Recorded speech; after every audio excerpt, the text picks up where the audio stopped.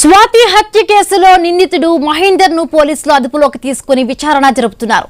Medipalli police station కి స్వాతి బంధువులు భారీ సంఖ్యలో చేరుకున్నారు. దంపతుల మధ్య గతంలోనూ అనేకసార్లు గొడవలు జరిగాయని చెబుతున్నారు. పెళ్లి చేసుకున్నప్పటి నుంచి స్వాతిని హింసించాడని మృతురాలి పేరెంట్స్ చెబుతున్నారు.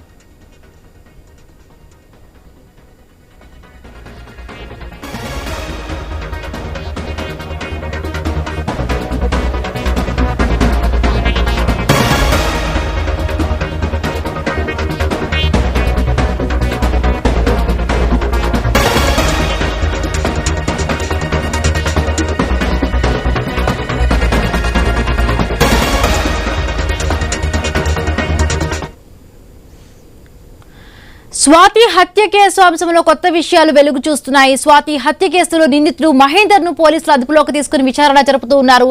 మరిన్ని పూర్తి అప్డేట్స్ మా కరెస్పాండెంట్ ప్రవీణ్ అందిస్తారు. ప్రవీణ్, హిమబిందు అయితే ఏదైతే ఈ యొక్క మర్డర్ కు స్వాతి మర్డర్ కు సంబంధించి మొత్తం టోటల్ గా కూడా అయితే బాడీ అయితే గాంధీ హాస్పిటల్లో పోస్ట్ మార్టం నిమిత్తం గాంధీ హాస్పిటల్ కు పంపించారు. ఇంకా కొన్ని శరీర భాగాలు ఏవైతే కాళ్ళు చేతులు తల భాగం మొత్తం టోటల్గా ఆ యొక్క ఎవరైతే హత్య చేసినటువంటి మహేందర్ రెడ్డి ఉన్నారో మహేందర్ రెడ్డి మొత్తం టోటల్గా కూడా అక్కడ మూసీ నదిలో పడేయడం వలన ఆ యొక్క మూసీ నది నుంచి ఆ యొక్క అవశేషాలను ఆ మొత్తం టోటల్గా కూడా అక్కడ వెతుకుతున్న క్రమం లోపల అవశేషాలు మూసీ నది భారీగా ఉధృతంగా ప్రవహిస్తున్న నేపథ్యంలో ఆ యొక్క అవశేషాలు వెతకడం కష్టతరంగా మారింది. కాబట్టి ఆ యొక్క అవశేషాలను కూడా మరి కాసేపట్లో ట్రేస్ చేస్తామంటూ కూడా పోలీసులు చెప్తున్న నేపథ్యంలో ఇక్కడ బంధువులు కూడా అయితే స్వాతి తరపు బంధువులు భారీ ఎత్తున మేడిపల్లి పోలీస్ స్టేషన్ కు అయితే చేరుకున్నారు. చేరుకున్న తర్వాత అక్కడ జరిగేటటువంటి కార్యక్రమాలు కూడా సవ్యంగా జరగాలంటూ కూడా ఇరువురుగా మధ్యలో ఒప్పించే ప్రయత్నం కూడా చేస్తున్నారు. రాజకీయ నాయకులు కూడా ఒప్పించే ప్రయత్నం చేస్తున్నారు.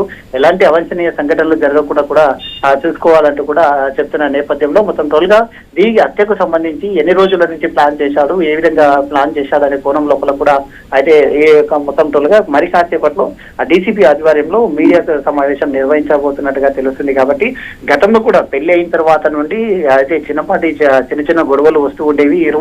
ఇరు వర్గాలు కూర్చొని సంజాయించడం కూడా జరిగింది. గతంలో అయితే ఈ యొక్క మ్యారేజ్ అయిన తర్వాత ముందుగా ఆ అమ్మాయి విషయంలో ఒక పోలీస్ స్టేషన్ లో వికారాబాద్ పోలీస్ స్టేషన్ లో అబ్బాయి పైన కేసు కూడా కావడం జరిగింది. ఆ కేసు కొట్టివేయడం జరిగింది. ఆ కొట్టివేసిన తర్వాత పెళ్లి చేసుకోవడం జరిగింది. పెళ్లి చేసుకున్న తర్వాత అయితే అమ్మాయి ఎప్పుడైతే ప్రెగ్నెంట్ అయ్యి 5 నెలల గర్భవతిగా ఉన్న టైంలో ఈ విధంగా చేయడం చాలా బాధాకరం అంటూ కూడా బంధువులు ఆవేదన వ్యక్తం చేస్తున్నారు. అది ఖచ్చితంగా అయితే ఈ యొక్క అంతకుని మాత్రం వదిలిపెట్టేది ప్రసక్తి లేదు, అది దారుణంగా శిక్షించాలి అంటూ కూడా వాళ్ళు వాపోతున్నటువంటి పరిస్థితులను మనం చూస్తున్నాము. అది వికారాబాద్ లో కూడా వాళ్ళ గ్రామం విజువల్స్ లో చూస్తున్నాం. అంటే క్లియర్ గా నిందితుడు ఒక బ్యాగ్ లో శరీర భాగాల్ని ఐ థింక్ తీసుకుని వెళ్తున్న దృశ్యాలు కూడా మనం చూస్తూనే ఉన్నాం. సో ఎంత కిరాతకంగా ఆయన మైండ్ సెట్ ఉందో కూడా మనకు అర్థమవుతోంది. సో అంటే ఈ మొత్తంగా కూడా ప్రీ ప్లాన్డ్ గా తనని చంపాలనే ఉద్దేశంతోనే కూడా తను ముందస్తు ప్రణాళికతో రచించిన పథకంలా ఉంది. సో అతని పేరెంట్స్ ఏం చెప్తున్నారు? ఇప్పుడు ఆయన పోలీసులు అదుపులోనే ఉన్నాడు అన్నట్టుగా తెలుస్తోంది. సో స్టేషన్ లో పేరెంట్స్ అందరూ ఉన్నారా? డీటెయిల్స్ ఏంటి?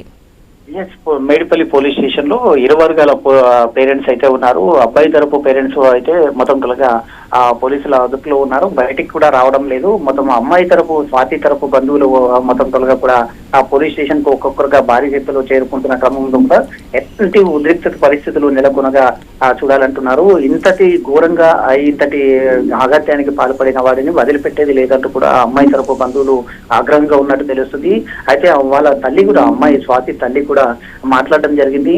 వాడిని వదిలిపెడితే నేనే చంపుతానంటూ కూడా మీడియా ముందు మాట్లాడడం జరిగింది. కాబట్టి ఎలాంటి ఉద్రిక్త పరిస్థితులు చోటు చేసుకోకుండా చూడాలంటున్నారు. మొత్తం ప్రీ ప్లాన్ ప్రకారం గతంలో మనం ఇటువంటి మర్డర్ చూసాం. మనం మీరుపేటలో జరిగినటువంటి మర్డర్ ఏ విధంగా అయితే ఉందో దాన్ని కాపీ కొట్టినట్టుగా కనిపిస్తుంది. సేమ్ అదే విధంగా ఈయన కూడా బాడీ పార్ట్స్ అన్ని కూడా ఒక రంపం సాయంతో పోసి ఎవరికి కూడా మొత్తం డౌట్ రాకుండా పైన కింద 2 ఇండ్లు ఉంటాయి. ఆ 2 ఇండ్ల కూడా ఎలాంటి శబ్దం రాకుండా అయితే చేయడం జరిగింది. కాస్త శబ్దం వినిపించడంతో ఈ యొక్క డౌట్ అక్కడి నుంచి బ్యాగ్ లో ప్యాక్ చేశాడు. ప్యాక్ చేసిన తర్వాత నల్లని కవర్ లో ఎక్కడ కూడా మళ్ళీ ఇదేయకుండా దాంట్లో ఒక రాయిని పెట్టడం జరిగిందంటూ కూడా చెప్తున్నారు. అక్కడి నుంచి ఆ 2 పార్సల్ చేశాడు. 2 పార్సల్లో, ఒక పార్సల్లో తల భాగం, ఒక పార్సల్లో కాలు చేతులు పెట్టి అయితే ప్యాక్ చేయడం జరిగింది. ప్యాక్ చేసిన తర్వాత నల్ల కవర్లు తీసుకొని పోయేసి ఆ ఒక రాయి కూడా దాంట్లో పెట్టేసి పైకి తేలకుండా, ఆ అవశేషాలు పైకి తేలకుండా, ఎలాంటి ఈ యొక్క సాక్ష్యాధారాలు బయటపడకుండా మొత్తం తొలగా మూసీ నదిలో పడేయడం జరిగింది. ఆ మూసీ నది ఉధృతంగా ప్రవహిస్తున్న నేపథ్యంలో అక్కడ ఎంత సెర్చ్ చేసినా అవశేషాలు లభించడం లేదు.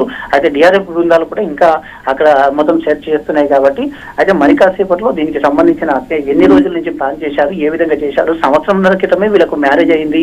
అయితే ఇద్దరు కూడా లవ్ మ్యారేజ్ చేసుకున్నారు, ఒకరినొకరు అర్థం చేసుకున్నారు. అయితే గతంలో కూడా పెళ్లి కాకడం ముందు కూడా వీళ్ళిద్దరికి కూడా గొడవలు, వేరు ఫ్యామిలీకి గొడవలు ఉన్నట్టుగా తెలుస్తుంది. అమ్మాయి తరపు బంధువుల ఇంటికి ఎవరిని కూడా వెళ్ళనీయకుండా అయితే ఈ యొక్క మహేందర్ చూసేవాడంటూ కూడా వాపోతున్నారు. ఆ రాఖీ కట్టడానికి, తమ్మునికి రాఖీ కట్టడానికి కూడా వెళ్ళనీయకుండా ఇబ్బంది పెట్టారంటూ చెప్తుంది. చనిపోయే కంటే ముందు 3 రోజులు కూడా ఆమెకు తిండి పెట్టలేదంటూ కూడా స్థానికులు చెప్తూ ఉన్నటువంటి దృశ్యాలను చూస్తున్నాం. కాబట్టి మరికొద్ది సేపట్లో మీడియాకు అయితే ఈ విషయాలు అయితే వెల్లడించనున్నారు. Right, thank you Praveen, thanks for the updates.